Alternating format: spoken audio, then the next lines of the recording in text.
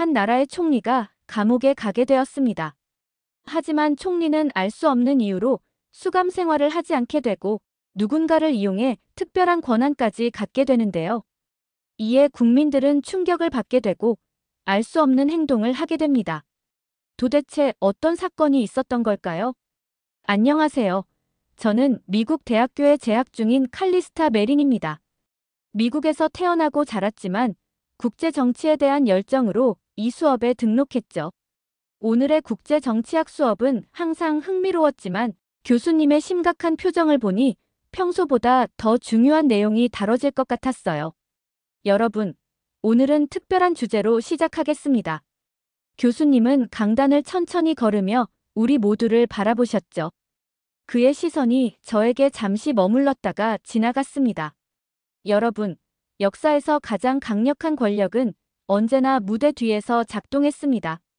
1953년 미국의 CIA는 이란의 모하마드 모사데그 총리를 전복시켰습니다. 왜일까요? 이는 석유 국유화에 반대하는 서방의 이해관계 때문이었죠. 표면적으로는 민주주의를 위한 것처럼 포장되었지만 실상은 경제적 이익을 지키기 위한 조치였습니다. 슬라이드가 넘어가고 냉전 시대의 흑백 사진들이 화면에 나타났어요.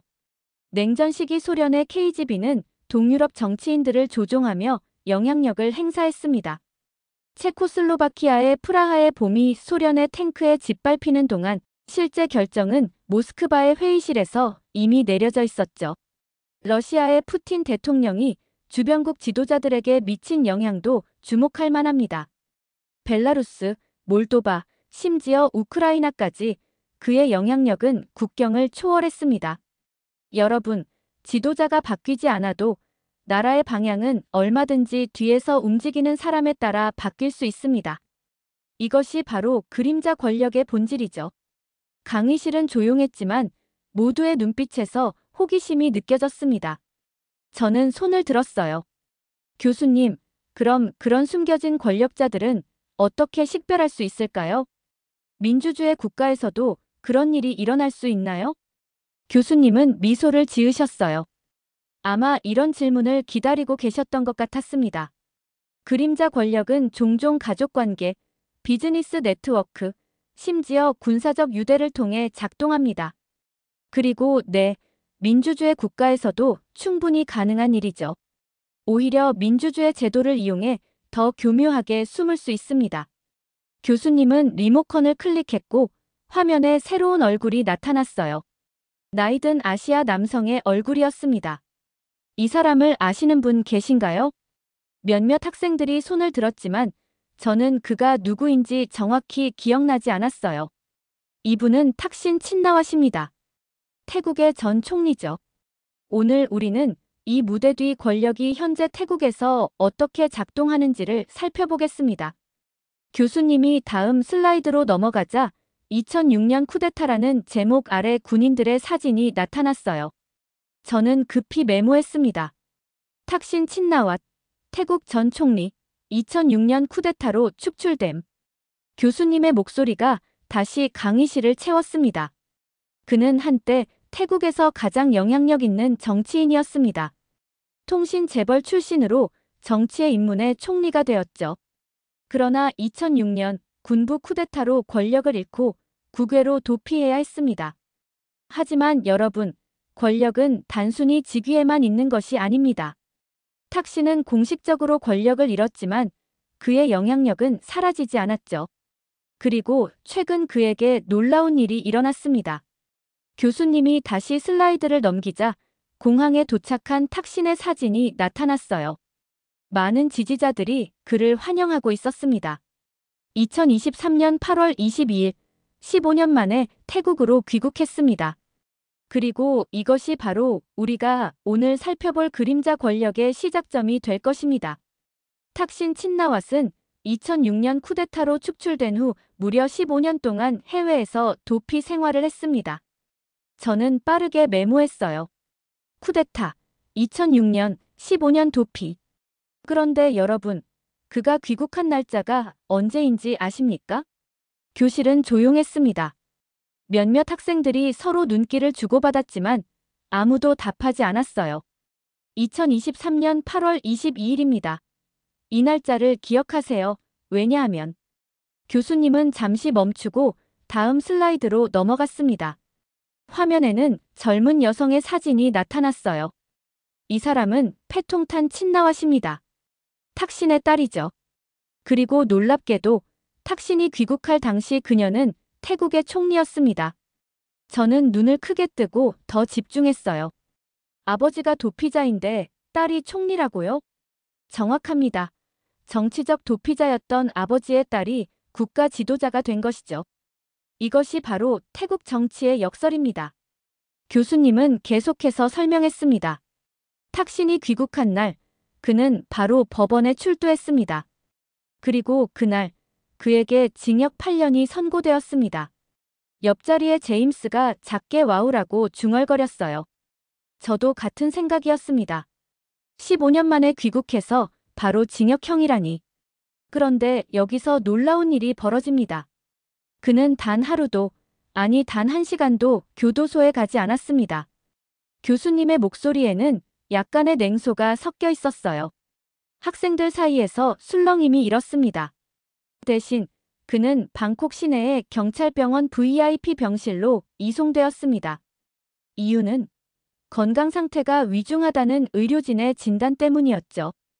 교수님이 보여준 다음 슬라이드는 병원의 VIP 병실 사진이었어요. 에어컨, 대형 텔레비전, 고급 소파, 방문객을 위한 응접 공간까지 갖춘 호텔급 시설이었습니다. 여러분, 이게 교도소처럼 보이나요? 교실에서 웃음이 터져 나왔습니다.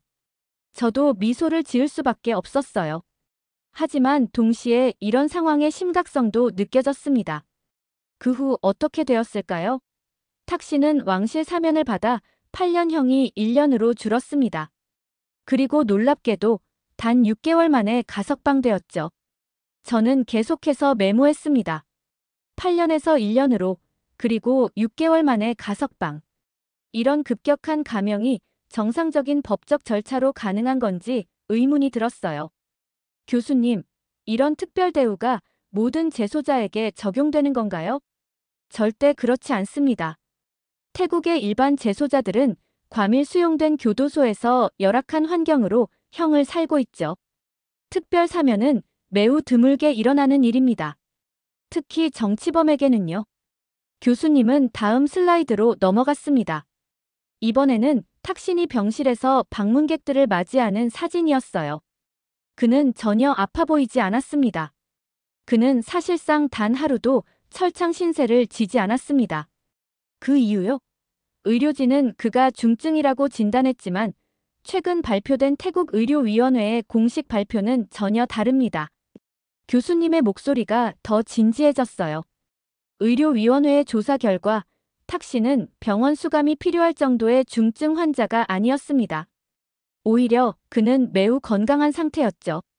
저는 이 발표의 의미를 곰곰이 생각했어요. 의사들이 거짓 진단서를 작성했다는 것인가요? 그렇다면 이것은 단순한 부패를 넘어선 체계적인 권력 남용이 아닐까요? 여러분, 이것이 바로 그림자 권력의 실체입니다. 공식적으로는 죄수였지만 실질적으로는 VIP 대우를 받으며 정치적 영향력을 계속 행사했죠. 교수님의 설명에 저는 더 깊은 질문을 던지고 싶었습니다. 하지만 그 전에 교수님이 다시 말씀을 이어가셨어요. 그런데 더 놀라운 것은 이 의료 진단서와 관련된 의사들에게 어떤 일이 일어났는지입니다. 태국의료위원회는 3명의 의사를 조사했고 그 결과는 교수님은 잠시 멈추고 우리 모두를 바라보았습니다. 저는 숨을 죽이고 그의 다음 말을 기다렸어요. 태국의료위원회는 철저한 조사 끝에 놀라운 결론을 내렸습니다.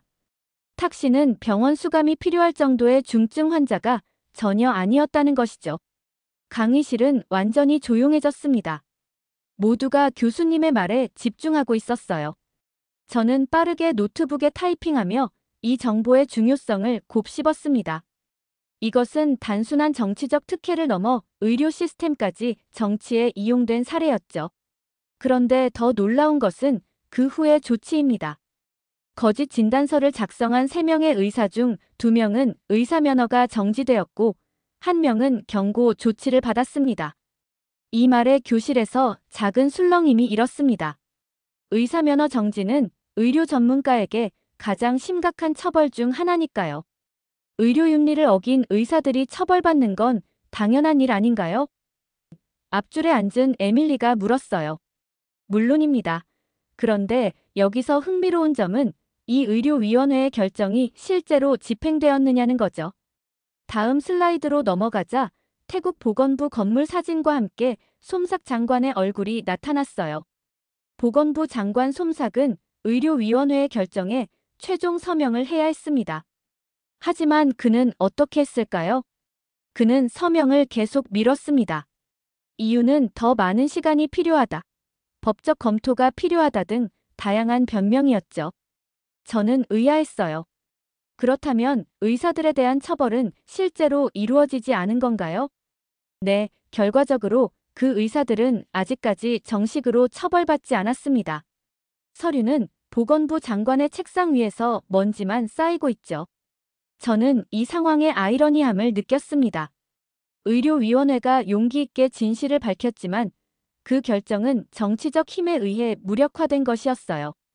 이것이 바로 그림자 권력의 또 다른 얼굴입니다. 공식적인 기관이 정의로운 결정을 내려도 그 결정의 실행은 정치적 힘에 의해 좌우되죠. 교수님은 다음 슬라이드로 넘어갔습니다. 이번에는 태국 정부 청사 사진과 빈 좌석이 여럿 있는 내각회의 테이블이었어요. 그런데 더 놀라운 사실이 있습니다. 올해 탁신 관련 결의안이 논의될 예정이었던 내각회의에서 무슨 일이 있었는지 아십니까? 저는 더 집중하며 메모할 준비를 했어요. 놀랍게도 7명의 장관이 모두 불참했습니다. 이유는 모두 병가거나 해외 출장 중이었다는 거죠. 교수님의 목소리에는 분명한 의구심이 담겨 있었어요. 일부는 수술 중이라고 했고, 일부는 중요한 해외 회의에 참석 중이라고 했습니다. 심지어 한 장관은 계단에서 발목이 부러졌다는 기이한 이유를 댔죠. 교실에서 웃음이 터져나왔지만 그 웃음 속에는 불편함이 섞여 있었어요. 이런 상황이 우연이라고 믿기는 어려웠으니까요. 이런 집단적인 우연한 부재가 정말 우연일까요? 교수님이 물었어요. 저는 참지 못하고 말했습니다. 이건 우연이 아닌 것 같아요. 교수님은 저를 향해 고개를 끄덕이셨어요. 통계적으로 7명의 장관이 동시에 불가피한 이유로 불참할 확률은 극히 낮습니다. 이것은 조직적인 회피였죠. 저는 이 모든 정보를 정리하려고 노력했어요. 탁신 친나와시라는 인물은 공식적으로는 권력이 없지만 실질적으로는 병원 VIP 병실에서 국가의 중요한 결정에 영향을 미치고 있는 것 같았습니다. 심지어 장관들조차 그의 문제에 관여하기를 두려워하는 듯 했어요. 여러분, 이것이 바로 현대 정치에서 보이지 않는 손이 작동하는 방식입니다. 공식적인 직위나 권한 없이도 특정 인물은 국가의 의사결정 과정에 막대한 영향을 미칠 수 있습니다. 옆자리에 앉은 제임스가 작게 중얼거렸어요. 그럼 민주주의는 어디로 간 거지? 저도 같은 의문이 들었습니다. 선거로 선출된 정부가 있음에도 불구하고 실질적인 권력은 전혀 다른 곳에 있는 것 같았으니까요. 그리고 이 모든 상황에서 가장 중요한 인물은 바로 패통탄 총리입니다. 탁신의 딸이자 태국의 현 총리죠. 그녀는 이 모든 상황에서 어떤 역할을 하고 있을까요? 저는 호기심 어린 눈으로 다음 슬라이드를 바라보았습니다. 이 복잡한 정치 드라마에서 딸의 역할이 무엇인지 정말 궁금했어요. 화면에 패통탄 친나왓의 대형 사진이 나타났습니다. 젊고 자신감 넘치는 여성의 모습이었지만 교수님의 설명은 그녀의 겉모습과는 다른 현실을 보여주고 있었어요. 패통탄 친나왓은 역대 최연소 여성 총리입니다. 하지만 그녀는 태국 최초의 여성 총리가 아닙니다. 탁신 친나왓의 여동생 잉낙 친나왓이 이미 그 자리를 차지했었죠. 그리고 잉낙도 결국 군부 쿠데타로 축출되었습니다. 교수님은 패통탄과 그녀의 아버지 탁신이 함께 찍힌 사진으로 슬라이드를 넘겼어요. 여러분, 이제 더 흥미로운 부분입니다. 탁신은 죄수이자 환자였지만 귀국 후 어떤 활동을 했을까요? 저는 노트북을 더 가까이 당기며 집중했습니다. 이 이야기는 점점 더 복잡해지고 있었어요. 놀랍게도 탁신은 ASEAN 의장 고문으로 임명되었습니다. 동남아시아 국가 연합의 중요한 자문 역할을 맡게 된 것이죠. 그것도 공식적으로는 수감 중인 상태에서 말입니다. 교실에서 의아한 소리가 들렸어요. 저도 이해가 잘 되지 않았습니다. 어떻게 범죄로 유죄 판결을 받은 사람이 그런 중요한 자리에 오를 수 있는 건가요? 그뿐만이 아닙니다. 그는 여당인 푸어타이당의 유세 활동에도 적극적으로 참여했어요. 사실상 정치적 결정에 깊이 관여하고 있었죠. 교수님은 다음 슬라이드로 넘어갔습니다. 태국 신문들의 헤드라인이 나왔는데 모두 탁신의 정치적 영향력에 관한 기사였어요. 태국 국민들 사이에서는 이런 인식이 급속도로 퍼졌습니다. 진짜 총리는 탁신이다. 패통탄은 아버지의 꼭두각시에 불과하다라는 생각이 널리 퍼진 거죠. 저는 이런 상황이 얼마나 민주주의의 가치를 훼손하는지 생각하며 메모했어요. 선거로 선출된 지도자보다 그 배후에 있는 인물이 더 큰 권력을 행사한다면 그것은 과연 민주주의라고 할 수 있을까요? 교수님, 태국 국민들은 이런 상황에 어떻게 반응했나요? 당연히 많은 국민들이 이 상황에 분노했습니다. 특히 야당과 시민단체들은 강력하게 반발했죠. 다음 슬라이드에는 태국 의회 건물 앞에서 시위하는 시민들의 사진이 나타났어요. 그들은 진정한 민주주의를 꼭두각시 정권 타도라는 플래카드를 들고 있었습니다. 야당과 시민단체들은 결국 패통탄 총리에 대한 해임안을 제출했습니다. 그들의 주장은 명확했어요. 총리는 아버지의 영향력 아래 독립적인 국정 운영을 하지 못하고 있다는 것이었죠. 저는 이 상황이 어떻게 해결될지 궁금했어요.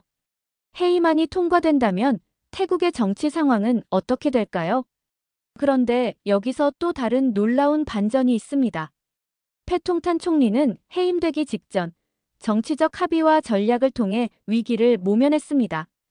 교수님은 패통탄이 의회에서 연설하는 사진으로 슬라이드를 바꾸셨어요. 그녀는 몇몇 야당 의원들을 설득했고 일부 법안에 대한 타협을 통해 해임안 투표에서 살아남았습니다. 표면적으로는 그녀의 정치적 수완이 빛을 발한 것처럼 보였죠. 저는 의문이 들었어요. 하지만 그 합의와 타협 과정에 탁신이 관여했을 가능성은 없나요?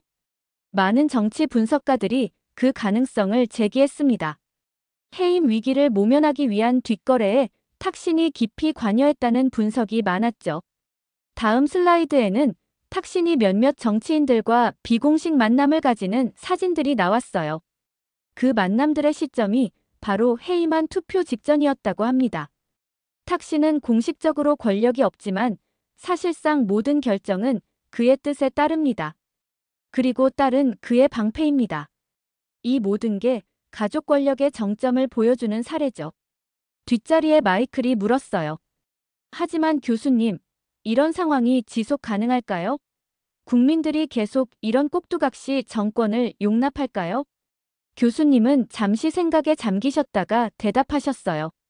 민주주의의 역사를 보면 국민들의 인내심에는 한계가 있습니다. 특히 경제적 어려움이 가중될 때는 더욱 그렇죠. 그 말에 저는 문득 태국의 경제 상황이 궁금해졌어요. 이런 정치적 혼란이 일반 시민들의 삶에 어떤 영향을 미치고 있을까요? 사실 이 모든 정치적 드라마 뒤에는 더 큰 그림이 있습니다. 바로 국제관계와 경제적 이해관계죠. 특히 탁신 가문과 중국의 관계는 주목할 만합니다. 교수님은 이제 아시아 지도를 보여주는 슬라이드로 넘어갔어요. 태국과 중국이 붉은색으로 강조되어 있었고 두 국가를 연결하는 선이 그려져 있었습니다. 자, 이제 태국 정치의 더 넓은 맥락을 살펴보겠습니다. 탁신 가문이 권력을 유지하는 것은 단순히 국내 정치의 문제가 아닙니다. 여기에는 국제적인 요소, 특히 중국이라는 강력한 변수가 있죠. 탁신 가문은 귀국 이후 중국과의 긴밀한 협력을 강조해왔습니다. 특히 4가지 분야에서요. 첫째, 디지털 위안화의 도입입니다. 태국은 중국의 디지털 화폐 시스템을 적극적으로 수용하고 있습니다.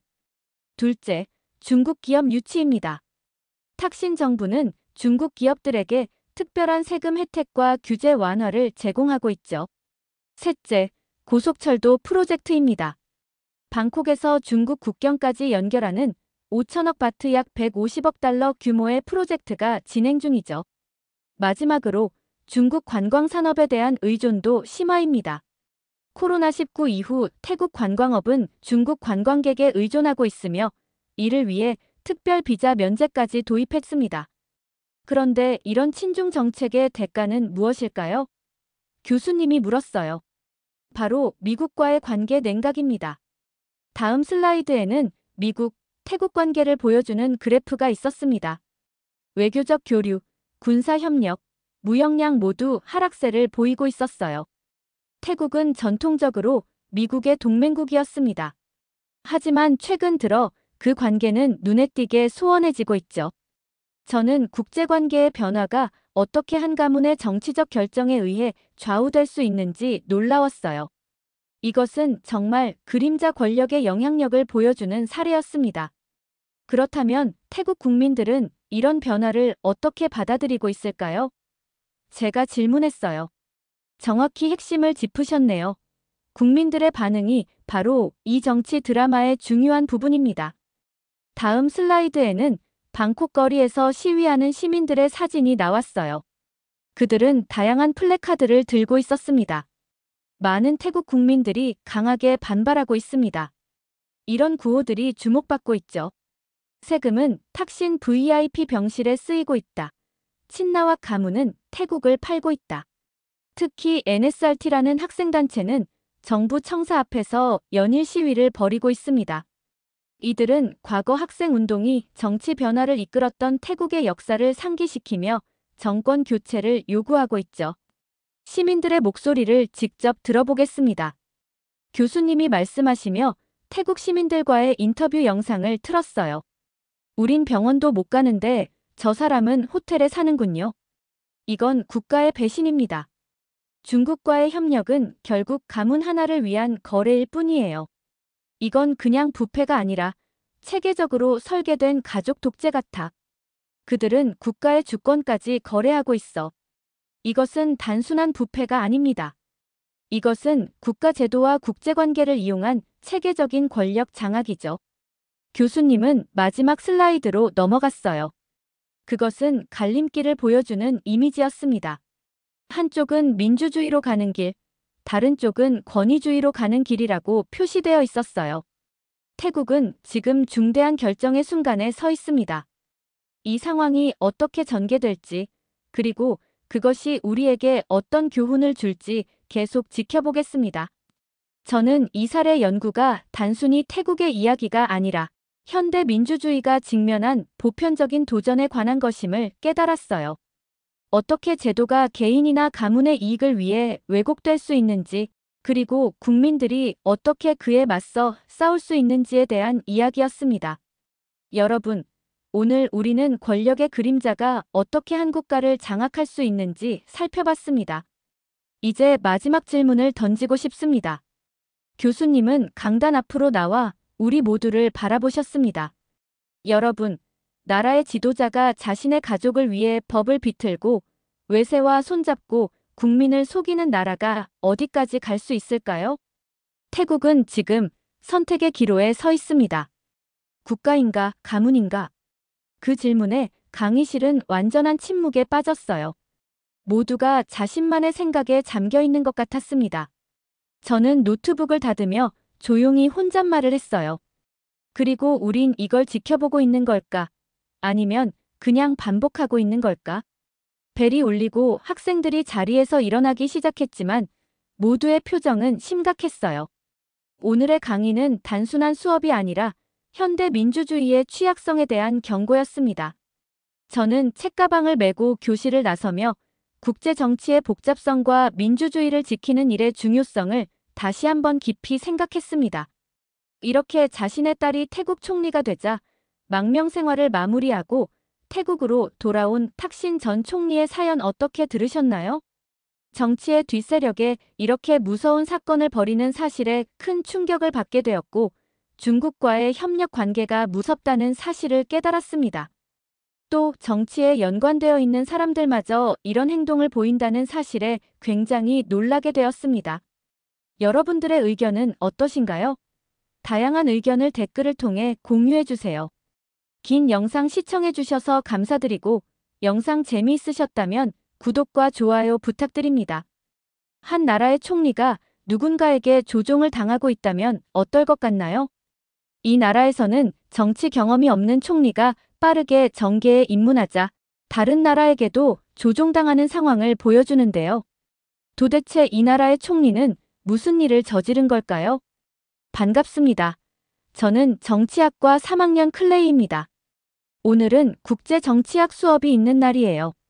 교수님이 이번 주제로 동남아시아 정치, 특히 태국의 최근 변화에 대해 강의하신다고 하셨어요. 이 강의 시간에 있었던 일들은 저에게 새로운 충격을 안겨주었어요. 이 이야기를 지금부터 들려드리도록 하겠습니다. 국제정치학은 제가 가장 좋아하는 과목 중 하나예요. 특히 동남아시아 지역은 제 관심사이기도 하고요. 오늘은 태국의 현대 정치 상황에 대해 이야기해 보겠습니다. 로버트 교수님이 프레젠테이션 첫 슬라이드를 띄우며 말씀하셨어요. 교수님은 동남아시아 정치 전문가로 태국과 아시아에서 수년간 연구 활동을 하셨다고 들었습니다. 태국은 최근 몇십 년 동안 정치적 격변을 겪어왔습니다. 그 중심에는 친나왓이라는 한 가문이 있죠. 저는 귀를 쫑긋 세웠어요. 친나왓 가문에 대해서는 기사로만 접해봤는데 전문가의 분석을 들을 기회가 생겨 기대됐습니다. 태국 정치는 친나왓 가문을 빼놓고 이야기할 수 없습니다. 이 가문이 어떻게 태국 현대사에 영향을 미쳐왔는지 이해하는 것이 오늘 강의의 핵심이 될 것입니다. 교수님은 태국의 지도를 보여주시며 태국의 지정학적 위치와 역사적 맥락을 설명해 주셨어요. 태국이 과거 시암이라 불렸던 시절부터 현재까지 주변 강대국들 사이에서 어떻게 독립성을 유지해왔는지 흥미로웠습니다. 이제 친나왓 가문이 태국 정치에서 어떤 역할을 해왔는지 살펴보겠습니다. 저는 열심히 필기를 하며 교수님의 말씀에 집중했어요. 오늘 수업은 길지만 동남아시아 정치를 이해하는데 중요한 시간이 될 것 같았습니다. 특히 친나왓 가문에 대한 이야기는 뉴스에서 자주 접하는 내용이라 더 관심이 갔죠. 로버트 교수님은 프레젠테이션 화면을 넘기며 탁신 친나왓의 사진을 보여주셨어요. 카리스마 넘치는 비즈니스맨의 모습이었습니다. 친나왓 가문의 이야기는 탁신 친나왓으로부터 시작됩니다. 경찰 출신이자 성공한 사업가였던 그는 2001년 태국 총리가 되었죠. 교수님은 탁신이 어떻게 정계에 입문했는지 설명하셨어요. 1998년 타이락 타이당을 창당해 빠르게 정치적 영향력을 확대했다고 합니다. 태국 정치사에서 보기 드문 압도적인 승리로 총리가 된 탁신은 처음에 태국 국민들에게 큰 희망을 주었다고 해요. 탁신의 집권 초기는 태국 경제에 활력을 불어넣었습니다. 탁시노믹스라 불리는 그의 경제 정책은 중소기업 지원, 농촌 개발 프로그램, 보편적 의료 서비스 도입 등을 포함했어요. 저는 궁금해서 손을 들어 질문했습니다. 탁시는 왜 그렇게 인기가 있었나요? 좋은 질문입니다. 탁시는 특히 태국의 가난한 농촌 지역에서 절대적인 지지를 받았습니다. 이전 정부들이 방콕과 도시 엘리트층에 집중했다면 탁시는 농촌 지역의 경제 발전을 적극적으로 추진했거든요. 30바트 약 $1 의료 서비스 정책은 가난한 사람들에게 혁명적인 변화였습니다. 교수님은 이어서 탁신의 집권 후반기를 설명하셨어요. 경제적 성과에도 불구하고 탁신 정부는 점차 부패와 독재적 성향을 드러내기 시작했다고 합니다. 2003년부터 탁신은 불법 약과의 전쟁을 선포했습니다. 그런데 이 과정에서 2,800명 이상이 초법적으로 처형됐다는 의혹이 제기됐어요. 인권단체들의 비판이 쏟아졌죠. 교수님은 탁신의 언론 탄압 사례도 보여주셨어요. 비판적인 언론인들이 세금 조사를 받거나 광고주들이 압력을 받는 일이 빈번했다고 합니다. 또 탁신 가족이 소유한 신 코퍼레이션의 주식을 텍스프리로 판매한 사건은 대규모 반정부 시위의 도화선이 되었다고 설명하셨어요. 결국 2006년 9월 19일 태국 군부는 탁신이 해외 순방 중일 때 쿠데타를 일으켰습니다. 탁신은 영국으로 망명했고 이후 태국 정치는 옐로우 셔츠 반탁신 왕실주의자와 레드 셔츠 친탁신 지지자 간의 격렬한 대립으로 분열되었죠. 프레젠테이션 화면이 넘어가고 이번에는 우아한 여성의 사진이 나타났어요. 하지만 친나와 가문의 이야기는 여기서 끝나지 않았습니다. 2011년 탁신의 여동생 잉낙 친나왓이 푸어타이당을 이끌고 선거에서 승리하면서 태국 최초의 여성 총리가 되었어요. 제 옆자리에 앉은 캐서린이 작은 소리로 정치 왕가네요라고 속삭였어요. 저도 고개를 끄덕였습니다. 한 가문이 이렇게 오랫동안 정치 권력을 유지하는 것이 놀라웠죠. 잉낙은 초기에는 탁신의 대리인이라는 의혹에도 불구하고 자신만의 정치적 색깔을 보여주려 노력했습니다. 하지만 2013년 그녀가 추진한 쌀 수매 보조금 정책이 큰 논란을 일으켰어요. 농민들에게 시장가보다 50% 높은 가격으로 쌀을 사들인다는 이 정책은 결국 170억 달러의 손실을 가져왔다고 평가됩니다. 교수님은 이로 인해 대규모 반정부 시위가 일어났고 2014년 5월 22일 프라유찬 5차 장군이 이끄는 군부 쿠데타로 잉낙 정부가 무너졌다고 설명하셨어요. 잉낙은 결국 재판을 피해 태국을 떠났다고 합니다. 2014년부터 2024년까지 태국은 사실상 군사 정권 아래 있었습니다. 2019년 선거가 있었지만 많은 분석가들은 그것이 군부의 영향력을 유지하기 위한 형식적인 절차였다고 평가합니다. 그리고 마침내 교수님은 최근의 변화에 대해 이야기하셨어요. 하지만 친나와 가문은 2024년 다시 한번 태국 정치의 전면에 등장했습니다. 2024년 8월 탁신의 딸인 패통탄 친나왓이 푸어타이당을 이끌며 총리가 되었죠. 흥미롭게도 그녀가 총리가 되고 불과 며칠 후 망명 생활을 하던 탁신이 태국으로 귀국했습니다. 교수님은 패통탄의 정치 경력이 매우 짧다는 점을 강조하셨어요. 부동산 회사 CEO 출신인 그녀는 2022년에야 정계에 입문했다고 합니다. 이런 짧은 경력에도 불구하고 총리가 될 수 있었던 것은 친나왓이라는 성씨의 힘이 컸다는 분석이죠. 패통탄은 2024년 5월 선거에서 국민을 위한 진정한 변화를 약속하며 승리했지만 태국의 정치 시스템 특성상 군부와 왕실의 지지 없이는 실질적인 권력 행사가 어렵습니다. 이런 상황에서 그녀의 아버지 탁신의 정치적 영향력이 마쿠에서 작용하고 있다는 관측이 많아요. 교수님은 패통탄 정부의 주요 정책들도 소개해 주셨어요. 디지털 월렛 프로그램, 대마초 합법화, 관광산업 활성화 등 다양한 정책을 추진하고 있지만 실질적인 효과는 아직 지켜봐야 한다고 하셨습니다. 패통탄 정부의 가장 큰 변화는 아마도 외교 정책일 것입니다. 특히 중국과의 관계 강화에 큰 무게를 두고 있죠. 저는 수업 내용을 정리하면서 한 가문이 이렇게 한국과의 정치를 좌우하는 현상이 한국이나 미국에서도 가능할지 생각해 보았어요. 정치 왕가가 민주주의와 어떻게 공존할 수 있는지, 그리고 이것이 과연 건강한 정치 시스템인지 궁금했습니다. 교수님의 다음 설명을 기다리며 저는 더 많은 질문을 준비했어요. 교수님은 잠시 물을 마시고 다음 슬라이드로 넘어가셨어요. 패통탄 친나왓의 대형 사진이 화면에 나타났습니다.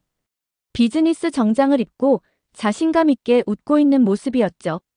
자, 이제 핵심적인 질문을 해봅시다. 패통탄 총리는 정말 자신의 의지로 태국을 이끌고 있을까요? 교수님의 질문에 강의실이 조용해졌어요.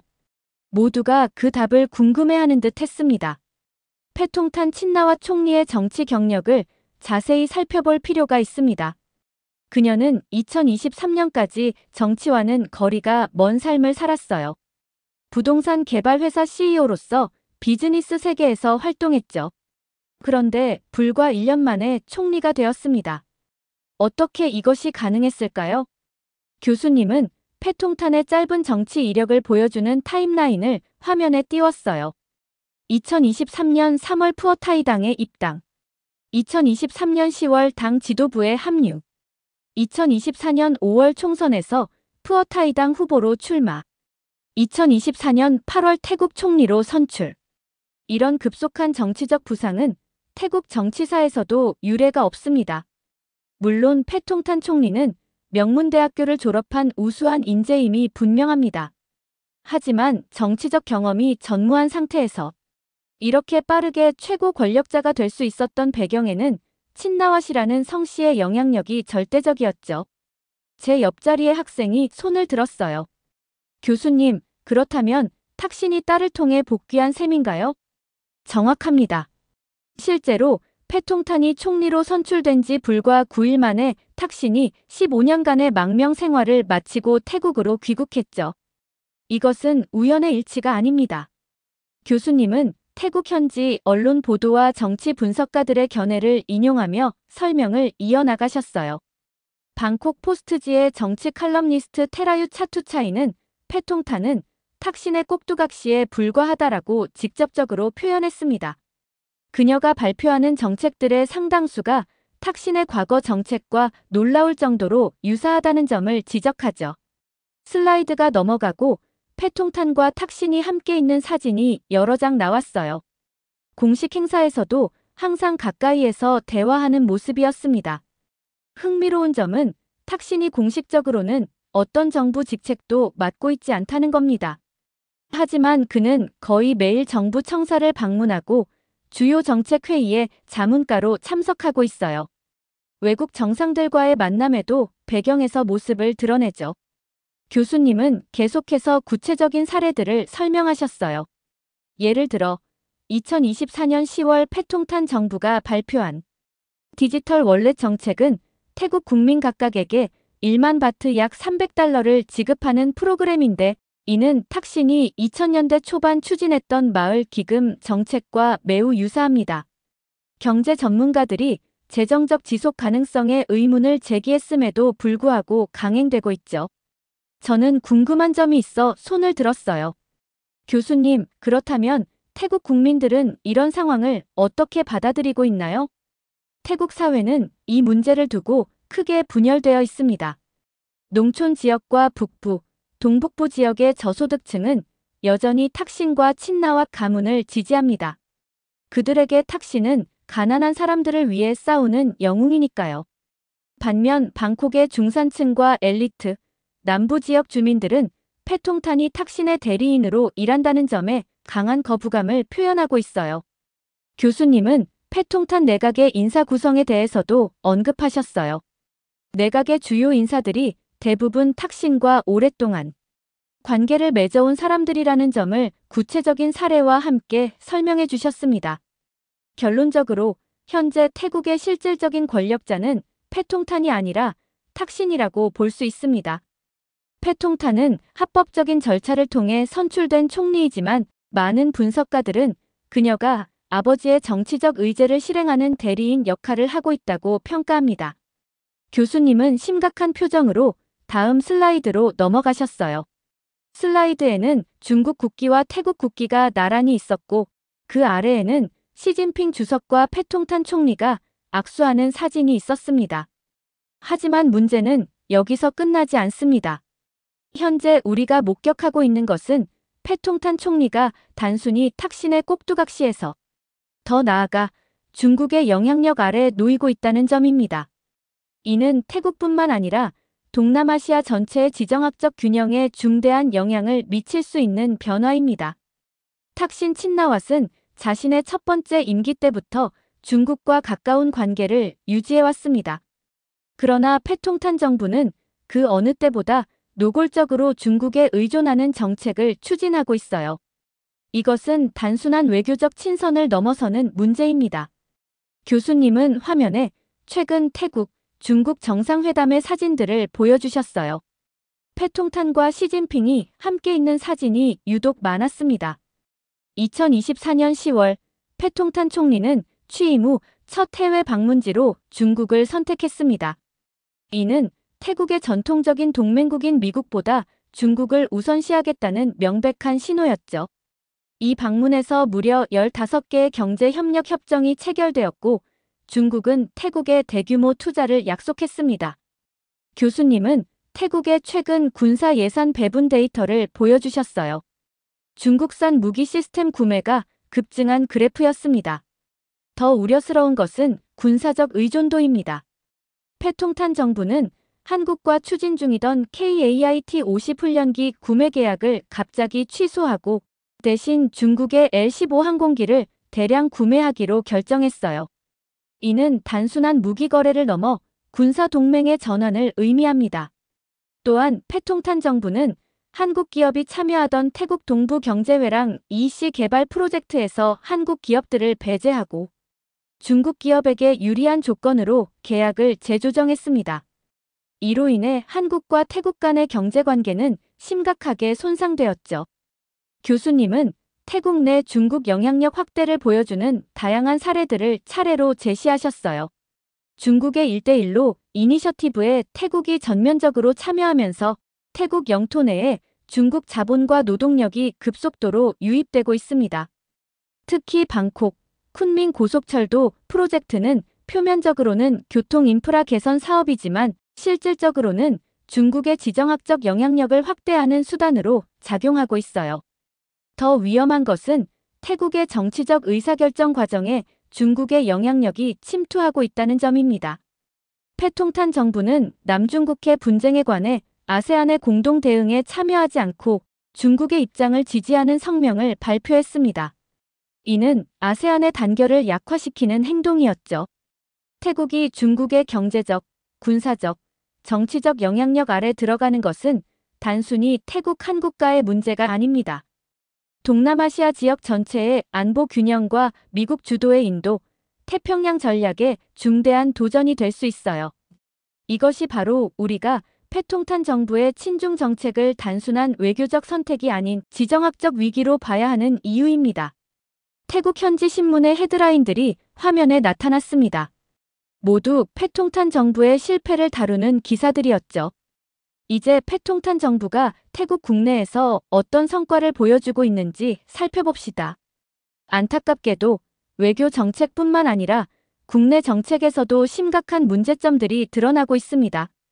교수님은 태국 북부 지역의 참혹한 홍수 현장 사진들을 보여주셨어요. 물에 잠긴 마을과 지붕 위에서 구조를 기다리는 주민들의 모습이 가슴 아팠습니다. 2024년 9월 태국 북부 지역에 대규모 홍수가 발생했을 때 패통탄 정부의 대응은 충격적이었습니다. 기상청의 사전 경고에도 불구하고 대비가 전혀 되어 있지 않았고 구호물자는 며칠 동안 도착하지 않았어요. 결과적으로 수십만 명의 주민들이 피해를 입었죠.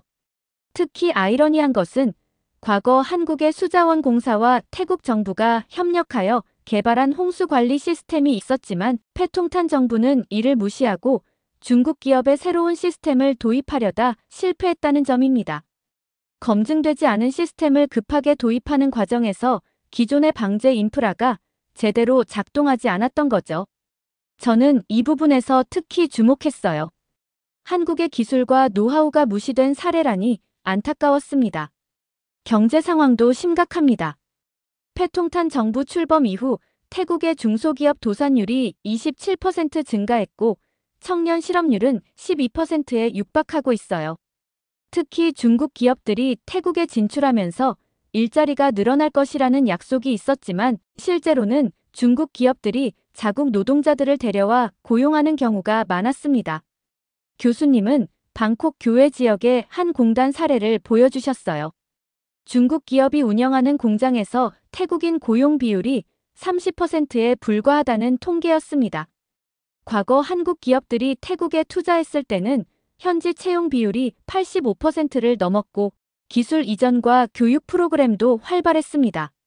그러나 중국 기업들은 핵심 직위에 모두 중국인을 배치하고 태국인들에게는 저임금 단순 노동만 맡기는 경우가 많아요. 이는 태국의 장기적인 경제 발전에 도움이 되지 않습니다. 더욱 심각한 것은 언론 통제입니다.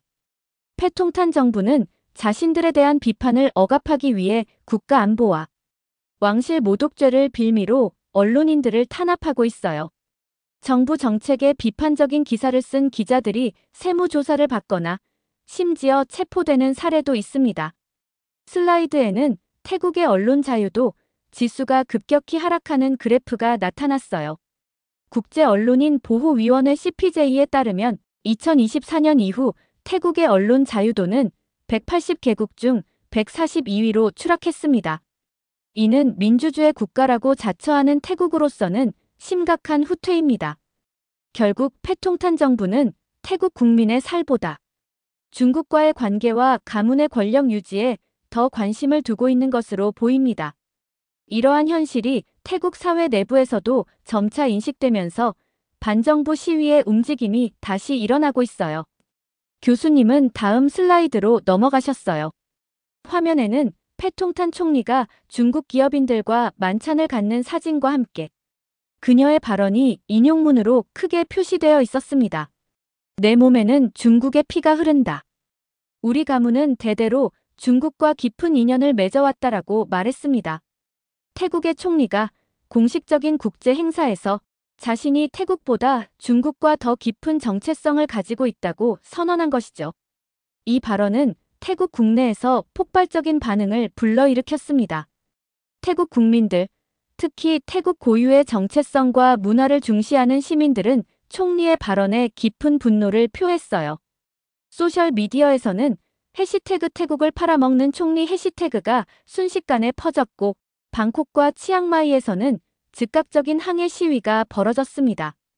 교수님은 태국 현지 언론의 반응을 보여주는 기사들을 화면에 띄웠어요. 크랑탭 데일리지는 사설에서 태국의 정체성을 부정하는 총리가 어떻게 태국을 대표할 수 있는가라고 강하게 비판했습니다. 심지어 패통탄 총리를 지지했던 일부 정치인들조차 이 발언에 대해 거리를 두는 모습을 보였죠.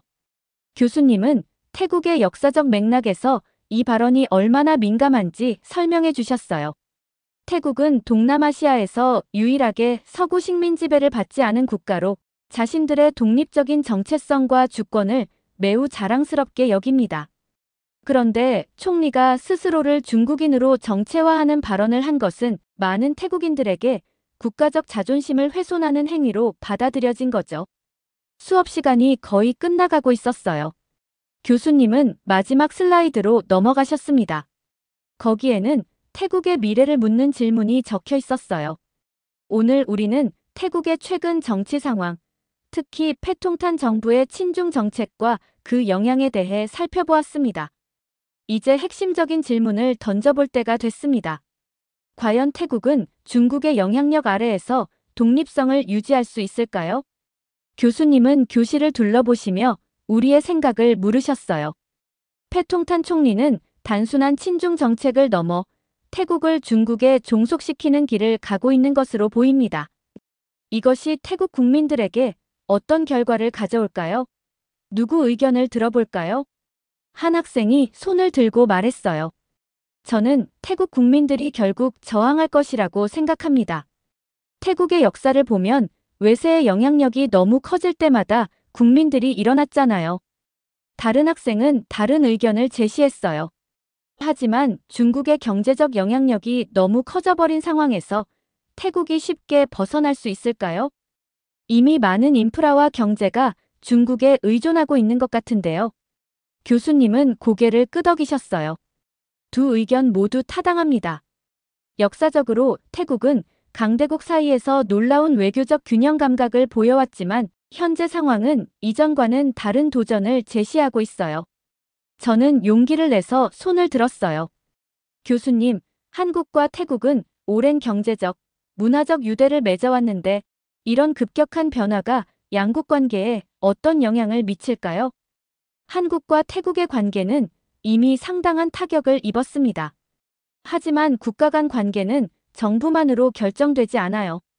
양국 국민들 사이의 유대와 민간 교류가 계속된다면 언젠가 관계가 회복될 수 있을 것입니다. 수업 종료종이 울렸고 교수님은 마지막 말씀을 전하셨어요. 여러분, 오늘 우리가 배운 태국의 사례는 단순한 지역 연구를 넘어 국제 정치의 중요한 교훈을 담고 있습니다. 한 국가가 강대국의 영향력에 지나치게 의존할 때 어떤 결과가 초래될 수 있는지, 그리고 정치 지도자의 정체성과 충성심이 국가의 운명에 얼마나 중요한 영향을 미치는지 보여주는 사례입니다. 다음 주 수업에서는 이 주제를 계속해서 다루겠습니다. 수업이 끝나고 강의실을 나오면서 저는 깊은 생각에 잠겼어요. 태국은 과연 어디로 가고 있는 걸까요? 중국의 영향력이 계속 확대된다면 태국의 주권과 독립성은 어떻게 될까요? 그리고 태국 국민들은 이런 변화를 언제쯤 깨닫고 행동에 나설까요? 국제 정치는 단순한 이론이 아니라 실제 국가와 사람들의 삶에 직접적인 영향을 미치는 현실이라는 것을 다시 한번 깨달았습니다. 국가의 이익과 가치를 지키는 일이 얼마나 중요한지, 그리고 그것이 얼마나 쉽게 위협받을 수 있는지 말이죠. 이렇게 패통탄 친나와시, 꼭두각시처럼 정치를 하는 사연 어떻게 들으셨나요? 한 나라의 총리가 이렇게 빠르게 정계에 입문하고 총리까지 된 이유가 가족의 힘이 컸다는 사실에 놀라게 되었습니다. 여러분들의 의견은 어떠신가요? 다양한 의견을 댓글을 통해 공유해주세요. 영상 시청 감사드리고 구독과 좋아요 부탁드립니다. 최근 어느 국가에서는 한국의 전자제품을 구하지 못하는 상황이 생겼습니다. 그러자 어쩔 수 없이 다른 국가의 제품을 쓰는 이 나라에서 다양한 사건이 발생하게 됩니다. 도대체 세계적으로 유명한 한국 제품을 쓰지 못하는 이유가 무엇일까요? 안녕하세요. 저는 캘리포니아 주립대학교에서 국제무역을 전공하고 있는 안나입니다.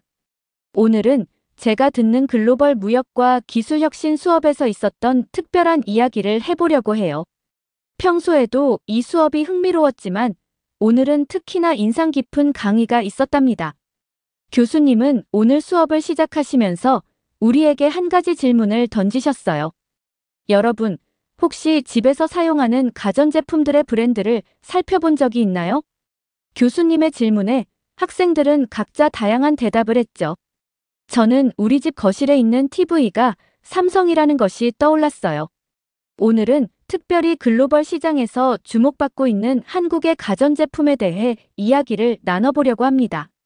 스크린에는 세계 가전제품 시장 점유율을 보여주는 그래프가 나타났는데 LG전자와 삼성전자가 상위권을 차지하고 있었어요. 교수님은 특히 세탁기 시장에 주목하셨어요. 세탁기는 단순한 가전제품이 아닙니다. 이것은 우리의 일상생활에 직접적인 영향을 미치는 필수품이죠. 그리고 이 분야에서 한국 기업들이 보여주고 있는 혁신은 정말 주목할 만합니다. 교수님은 화면을 넘기시며 계속 설명을 이어가셨어요. 최근에는 세탁기에서 한 걸음 더 나아가 건조기 시장까지 한국 기업들이 장악하고 있습니다. 특히 주목할 만한 점은 LG전자의 히트펌프 건조기인데요. 이 제품은 기존 건조기의 단점이었던 전기 소비량을 획기적으로 줄이면서도 옷감 손상을 최소화했다는 평가를 받고 있죠. 스크린에는 세탁기와 건조기가 나란히 설치된 세트 제품의 판매량 그래프가 나타났어요. 보시다시피 2020년 이후 한국 제품의 세탁기와 건조기 세트 판매량이 급격히 증가하고 있습니다. 특히 북미와 유럽 시장에서는 프리미엄 가전제품으로서의 입지를 굳건히 하고 있죠. 삼성전자의 경우 AI 기능을 탑재해 세탁물의 종류와 양을 자동으로 감지하고 최적의 건조 과정을 제공하는 기술을 선보이면서 소비자들의 큰 호응을 얻고 있습니다. 교수님의 설명을 들으며 저는 얼마 전 우리 집에 새로 들여놓은 LG 세탁기와 건조기가 생각났어요. 확실히 이전에 쓰던 제품과는 차원이 다른 성능이었거든요. 특히 건조기의 경우 겨울철에 실내에서 빨래를 말리느라 고생하던 예전과 달리 이제는 깔끔하게 건조된 옷들을 바로 옷장에 넣을 수 있게 되었죠. 저는 교수님의 말씀을 들으며 노트북을 켜고 필기를 시작했어요. 교수님은 이어서 미국의 권위 있는 소비자 전문지인 컨슈머 리포트의 최신 평가 결과를 보여주셨어요. 놀랍게도 상위 10개 제품 중 8개가 LG전자 제품이었고 나머지 하나는 삼성전자의 제품이었답니다. 여러분, 이건 단순한 우연이 아닙니다. 한국 기업들이 이렇게 높은 평가를 받게 된 데에는 그들만의 특별한 기술력과 철학이 있습니다. 오늘 우리는 그것이 무엇인지 자세히 살펴볼 거예요. 교실 안은 점점 더 흥미진진한 분위기로 바뀌어 갔어요. 특히 제 옆자리에 앉은 메리는 최근에 부모님 댁의 세탁기를 교체하려고 고민 중이라며 귀를 쫑긋 세웠죠. 교수님은 이제 본격적으로 한국 세탁기의 기술적 특징을 설명하시려 했어요. 그때였어요. 교실 뒷문이 살짝 열리면서 한 여학생이 들어왔어요. 태국에서 온 교환학생 친나였죠. 그녀는 조용히 뒷자리에 앉았지만 한국 제품에 대한 이야기가 나오자 표정이 좋지 않아 보였어요. 나중에 알게 됐지만 이날의 수업은 예상치 못한 방향으로 흘러가게 될 거였어요. 교수님은 이제 프레젠테이션을 넘기시며 본격적인 강의를 시작하셨어요. 오늘 우리가 중점적으로 볼 내용은 3가지입니다. 첫째, 한국 가전제품의 기술적 우수성. 둘째, 글로벌 시장에서의 영향력. 그리고 마지막으로 최근 발생한 특정 국가와의 무역 갈등이 시장에 미치는 영향입니다. 저는 이 수업이 단순한 기술 이야기를 넘어서 국제 무역과 정치적 관계까지 다루게 될 것이라는 걸 직감했어요. 그리고 그때부터 정말 놀라운 이야기들이 펼쳐지기 시작했답니다. 자, 이제부터 보여드릴 영상은 미국의 한 유명 가전제품 리뷰어가 실제로 진행한 비교 실험입니다. 교수님이 말씀하시자 교실의 조명이 어두워졌고 모든 학생들의 시선이 스크린으로 모였어요. 저는 이 순간이 오늘 수업의 전환점이 될 거라는 걸 전혀 알지 못했답니다. 영상이 시작되자마자 유명 리뷰어의 모습이 스크린에 나타났어요. 오늘은 4개의 다른 브랜드 세탁기를 극한의 상황에서 테스트해 보겠습니다. LG와 삼성의 한국 제품, 미국의 브랜드, 그리고 중국의 브랜드입니다. 교수님은 잠시 영상을 멈추시고 설명을 덧붙이셨어요. 이 실험은 지난해 실시된 것으로 가장 공정하고 객관적인 비교 테스트로 평가받고 있습니다. 특히 실험 과정이 모두 공개되어 있다는 점에서 신뢰성을 인정받았죠. 영상은 다시 재생되었고 3가지 테스트가 차례로 진행되었어요. 첫 번째는 48시간 연속 작동 테스트였는데 놀랍게도 한국 제품들만이 끝까지 정상 작동했어요. 중국 제품은 18시간 만에 멈췄고 미국 제품은 32시간을 버티다가 과열로 정지했다고 해요. 두 번째 테스트는 과적 상황에서의 성능 테스트였어요. 이불과 청바지, 수건을 한꺼번에 넣고 돌렸는데 한국 제품들은 거의 소음도 없이 완벽하게 세탁을 마쳤답니다. 반면 다른 제품들은 심한 진동과 소음을 내며 겨우 작동했다고 해요. 교수님은 다시 영상을 멈추시고 말씀하셨어요. 이런 기술적 우수성은 우연히 얻어진 게 아닙니다. 한국 기업들은 수십 년간 꾸준한 연구 개발을 통해 이를 이뤄냈죠. 특히 주목할 만한 것은 모터 기술입니다. 스크린에는 이제 세탁기의 내부 구조도가 나타났어요. 보시다시피 한국 제품들은 인버터 DD 모터를 사용합니다. 이는 직접 구동 방식으로 기존의 벨트 구동 방식보다 훨씬 효율적이고 내구성이 뛰어나죠. 교수님은 이어서 세계 유수의 호텔들이 한국 가전제품을 선택하는 이유를 설명하셨어요. 두바이의 버즈알 아랍, 파리의 리츠, 뉴욕의 플라자, 호텔 등 세계적인 럭셔리 호텔들이 LG와 삼성의 제품을 선택하고 있습니다. TV, 냉장고, 세탁기, 에어컨 등 거의 모든 가전제품을 한국 제품으로 구비하고 있죠. 특히 인상적이었던 것은 일본 제품과의 비교 부분이었어요. 1990년대까지만 해도 일본 가전제품이 세계 시장을 주도했습니다. 하지만 2000년대 들어 한국 기업들이 혁신적인 기술 개발과 과감한 투자를 통해 추월에 성공했죠. 현재는 많은 분야에서 한국 제품이 기술적 우위를 점하고 있습니다. 교수님은 프레젠테이션의 마지막 부분에서 최근의 시장 점유율 그래프를 보여주셨어요. 보시다시피 프리미엄 세탁기 시장에서 LG와 삼성의 점유율 합계가 60%를 넘어섰습니다. 이는 단순한 수치 이상의 의미가 있습니다. 소비자들이 품질과 기술력으로 한국 제품을 선택하고 있다는 증거니까요. 수업을 듣는 동안 저는 우리가 당연하게 사용하고 있는 가전제품들 속에 이렇게 많은 기술과 혁신이 담겨 있다는 사실이 새삼 놀라웠어요. 특히 한국 기업들이 이룬 성과는 정말 대단해 보였죠. 하지만 이날 수업은 여기서 끝나지 않았어요.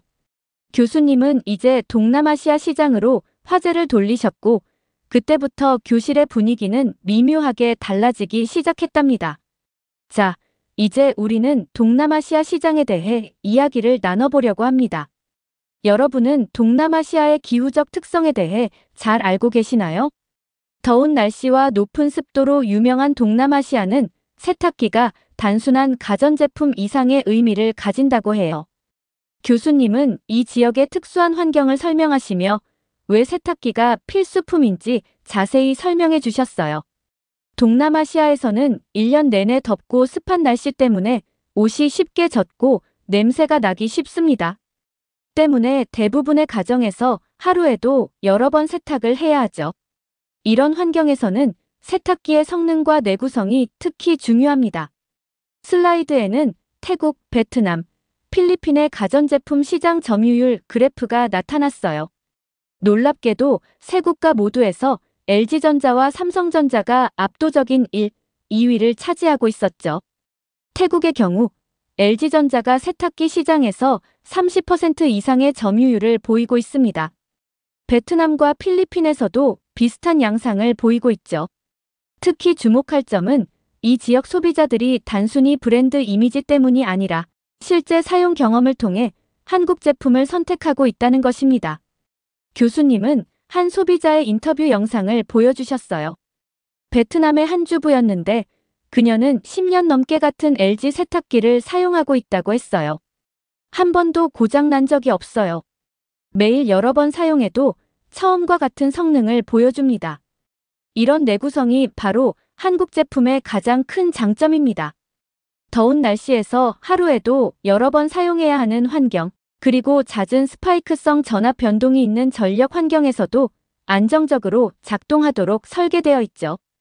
특히 인상적이었던 것은 필리핀의 사례였어요. 태풍이 자주 발생하는 지역임에도 불구하고 한국 세탁기들은 거의 고장 없이 작동한다고 해요. 이건 단순한 우연이 아닙니다. 한국 기업들은 각 지역의 특수한 환경을 고려한 맞춤형 제품을 개발하고 있어요. 교수님은 이어서 한국 세탁기의 특별한 기능들을 설명하셨어요. 열대성 기후에 맞춘 항균 코팅, 습도 조절 기능, 그리고 불안정한 전력 공급에도 제품을 보호하는 특수 회로 등이 그것이었죠. 하지만 그때였어요. 교실 뒤쪽에서 앉아있던 친나가 갑자기 손을 들었어요.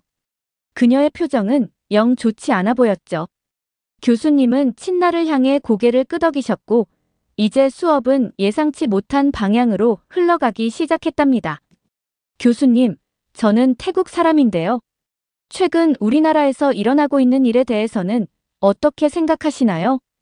교실의 분위기가 순식간에 긴장감으로 가득 찼어요. 교수님은 잠시 생각에 잠기신 듯 했다가 천천히 말씀을 이어가셨죠. 그것이 바로 우리가 다음으로 다룰 주제입니다.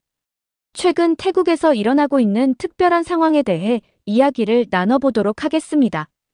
교수님은 프로젝터의 화면을 새로운 슬라이드로 넘기셨어요. 화면에는 태국의 현재 상황을 보여주는 뉴스 헤드라인들이 나타났죠. 최근 태국에서는 반한 감정이 고조되면서 안타까운 일들이 벌어지고 있습니다. LG전자와 삼성전자의 현지 공장들이 철수를 결정했고 이에 따라 서비스 센터들도 하나둘씩 문을 닫고 있죠. 이는 단순한 기업의 철수를 넘어서는 문제를 야기하고 있습니다. 교수님의 설명이 이어지는 동안 친나의 표정이 점점 굳어지는 게 보였어요. 하지만 교수님은 객관적인 사실들을 차근차근 설명해 나가셨죠.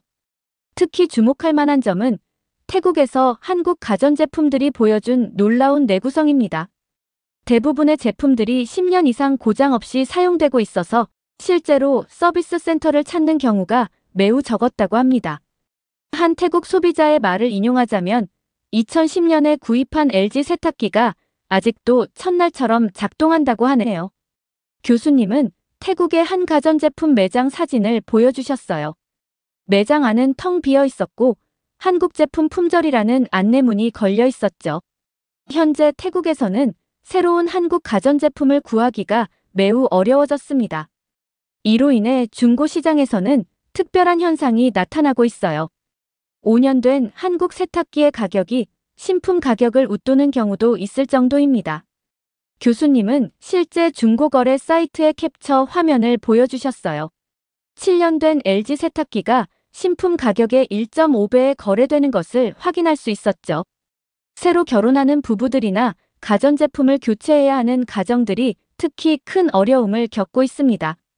많은 소비자들이 어쩔 수 없이 다른 국가의 제품을 구매하고 있지만 성능과 내구성 면에서 큰 차이를 실감하고 있다고 합니다. 특히 충격적이었던 것은 한 소비자의 인터뷰 영상이었어요. 20년 동안 써온 LG 세탁기를 교체하려고 했는데 이제는 새 제품을 구할 수가 없어요. 다른 브랜드 제품을 샀지만 3개월 만에 고장이 났습니다. 수리비가 새 제품 가격의 절반이나 되더라고요. 교수님은 이어서 더 심각한 사례들을 보여주셨어요. 최근 태국 소비자보호원에 접수된 민원을 보면 중국산 세탁기 사용 중 과열로 인한 화재가 5건이나 발생했습니다. 또한 세탁 도중 갑자기 도어가 열리면서 온수가 쏟아져 화상을 입은 사고도 있었죠. 특히 우려되는 점은 이러한 제품들이 현지 안전 인증을 받았음에도 이런 사고들이 계속 발생하고 있다는 겁니다. 교수님은 이어서 말씀하셨어요. 이런 상황은 단순히 소비자의 불편함으로 끝나지 않습니다. 태국의 전자제품 제조 산업 전반에도 영향을 미치고 있죠. 한국 기업들과 협력하던 많은 현지 부품 제조업체들도 어려움을 겪고 있습니다. 교수님은 최근 태국 방콕의 거리 시위 장면을 보여주셨어요. 사람들은 한국 기업들을 돌아오게 해주세요라는 피켓을 들고 있었죠. 그때였어요. 갑자기 친나가 자리에서 벌떡 일어났죠. 교수님, 저는 이 상황을 다르게 봅니다. 우리나라는 중국의 제품으로도 충분히 대체할 수 있어요. 실제로 많은 중국 기업들이 우수한 품질의 제품을 생산하고 있고 가격도 한국 제품보다 훨씬 저렴합니다. 그 순간 교실 앞쪽에 앉아있던 한국 교환학생 인영이가 손을 들었어요. 제가 최근 통계 자료를 본 것을 공유해도 될까요? 교수님께서 고개를 끄덕이시자 인영이가 자신의 태블릿을 들어보이며 말했죠. 태국의 대형 가전 매장에서 실시한 설문조사를 보면 중국산 세탁기를 구매한 소비자의 67%가 6개월 이내에 불만족을 경험했다고 합니다. 특히 전기 소비량이 기존 한국 제품 대비 1.5배 이상 증가했고 세탁 시간도 평균 40분 더 걸린다고 해요. 친나가 다시 반박했어요. 하지만 그건 단지 일부 사례일 뿐이에요. 게다가 지금은 중국 제품들도 많이 발전했답니다. 교수님은 이때 새로운 슬라이드를 보여주셨어요. 여러분, 여기 재미있는 현상이 하나 있습니다. 방콕 시내에 있는 LG 브랜드의 코인 세탁방 이야기인데요. 최근 이 세탁방들은 예약이 하루 종일 꽉 차 있다고 합니다. 화면에는 긴 줄이 늘어선 코인 세탁방의 모습이 보였어요. 사람들은 새벽부터 줄을 서서 기다립니다. 한국 세탁기로 빨래를 하기 위해서죠. 특히 고가의 의류나 정장과 같은 옷들은 반드시 이곳에서 세탁을 한다고 하네요. 인영이가 다시 말을 이었어요. 실제로 제 태국 친구도 이런 세탁방을 이용한다고 했어요. 다른 세탁기를 사용하면 옷에서 이상한 냄새가 나고 옷감이 쉽게 상한다고 하더라고요. 교수님은 잠시 생각에 잠기시더니 말씀을 이어가셨어요. 현재 태국의 상황에 대해 좀 더 자세히 설명드리겠습니다. 최근 태국 정부는 한국 가전제품의 수입에 어려움을 겪고 있어요. 통관 절차가 복잡해졌고 관세도 크게 올랐죠. 일부 소비자들은 싱가포르나 말레이시아 같은 제3국을 통해 구매를 시도하지만 이 경우에는 정식 수입품이 아니라서 품질 보증이나 애프터 서비스를 받을 수 없다는 문제가 있습니다. 친나는 이번에도 반박을 이어갔어요. 우리 태국에서는 이제 한국 제품 대신 다른 제품들을 쉽게 구할 수 있어요. 특히 중국 제품들은 가격도 저렴하고 성능도 좋답니다. 교수님은 부드러운 미소를 지으시며 말씀하셨어요. 그렇다면 친나 학생, 혹시 본인 댁에서는 어떤 가전제품들을 사용하고 계신가요? 친나는 잠시 말을 멈추더니 당황한 듯 말했어요. 저희 집은, 한국 제품은 절대 사용하지 않아요. 그때 인영이가 조심스럽게 제안했어요. 그럼 혹시 지금 부모님께 연락해서 집에 있는 가전제품들 사진을 받아볼 수 있을까요? 실제 소비자들의 선택을 보는 것도 좋은 공부가 될 것 같아서요. 교수님도 고개를 끄덕이시며 말씀하셨죠. 좋은 생각이네요. 실제 사례를 통해 배우는 것만큼 좋은 공부도 없으니까요. 친나는 잠시 망설이다가 마지못해 휴대폰을 꺼내들었어요. 그리고 그녀가 부모님께 연락을 하는 동안 우리는 잠시 휴식 시간을 가졌답니다.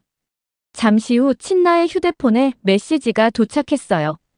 그녀의 어머니께서 집안 곳곳에 가전제품을 찍어 보내주신 거였죠.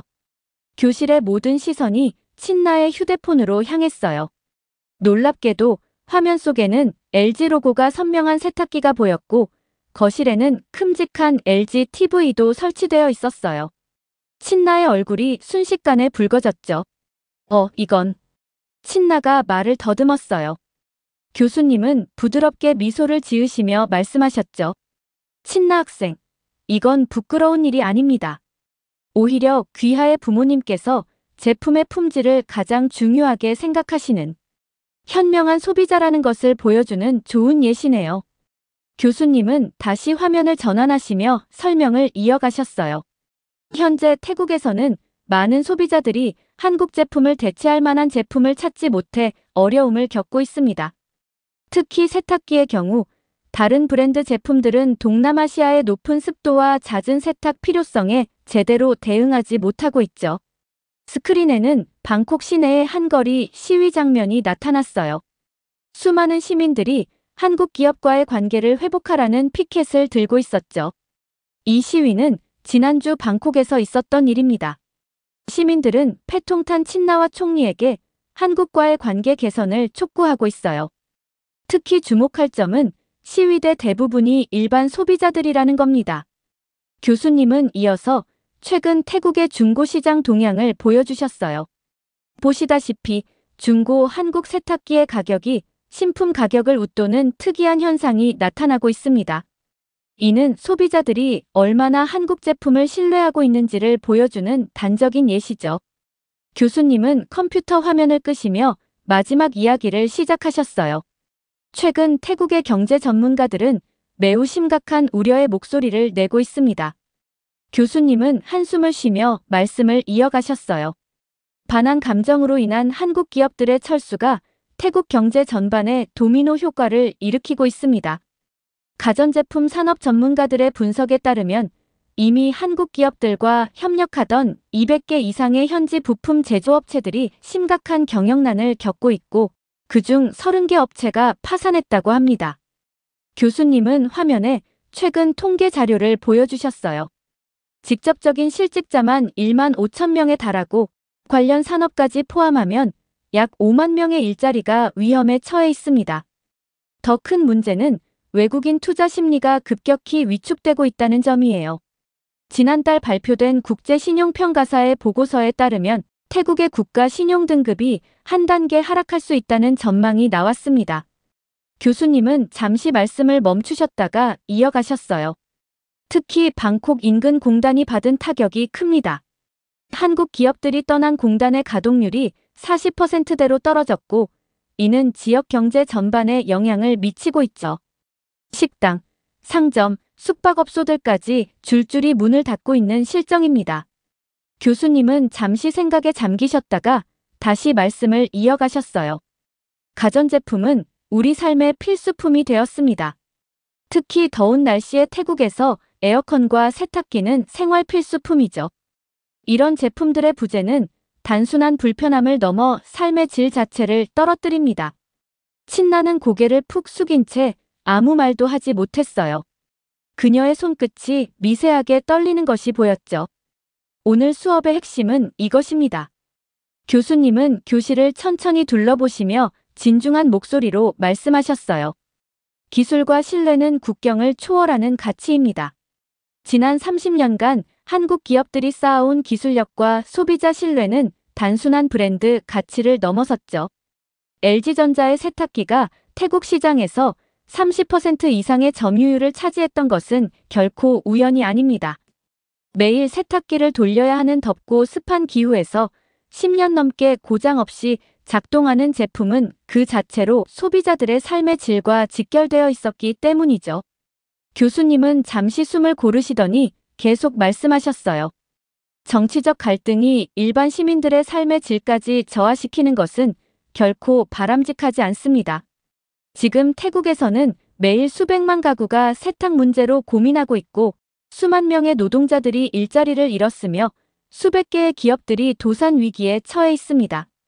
이것이 바로 국제무역의 현실입니다. 우리는 이런 사례들을 통해 국제무역이 단순한 상품의 이동이 아닌 사람들의 일상과 직결된 문제라는 것을 기억해야 합니다. 여러분이 미래의 국제무역 전문가로서 이 점을 항상 명심하길 바랍니다. 무역 정책 하나가 수백만 명의 삶에 영향을 미칠 수 있다는 것을 오늘 우리는 태국의 사례를 통해 분명히 보았기 때문입니다. 수업이 끝나고 강의실을 나오면서 저는 오늘 배운 내용을 곰곰이 생각해 보았어요. 세탁기 하나로 시작된 이야기가 어떻게 한국가의 경제와 사람들의 일상까지 영향을 미칠 수 있는지, 그리고 기술의 진정한 가치가 무엇인지 깊이 이해하게 된 소중한 시간이었답니다. 이제는 매일 아침 세탁기 앞에 설 때마다 저는 그 안에 담긴 이야기들을 떠올리게 될 것 같아요. 그리고 언젠가 태국의 소비자들도 다시 그들이 원하는 제품을 자유롭게 선택할 수 있게 되기를 진심으로 바라게 되었답니다. 이렇게 한국의 가전제품을 쓰지 못하는 태국의 사연 어떻게 들으셨나요? 한국에서는 당연스럽게 사용했던 가전제품들을 쓰지 못하자 생기는 불편함을 보니 한국이 자랑스럽게 느껴졌습니다. 여러분들의 가전제품은 어느 브랜드를 사용하고 계신가요? 혹시 불편한 점을 느낀 적이 있으셨나요? 다양한 의견을 댓글을 통해 공유해주세요. 긴 영상 시청해주셔서 감사드리고 영상 재미있으셨다면 구독과 좋아요 부탁드립니다.